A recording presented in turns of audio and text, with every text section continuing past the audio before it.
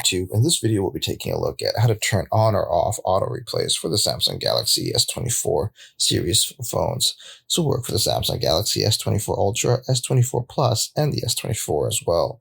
If you like this kind of content or find this kind of content helpful, leave a message down below. Don't forget to subscribe, and thanks for watching.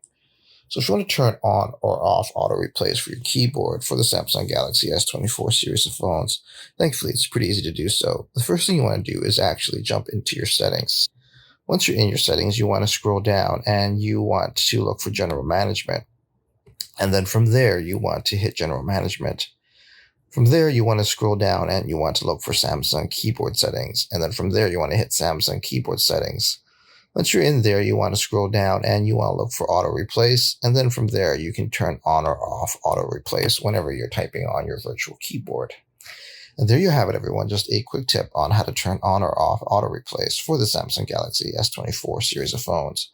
If you like this kind of content or find this kind of content helpful, leave a message down below. Don't forget to subscribe. And thanks for watching.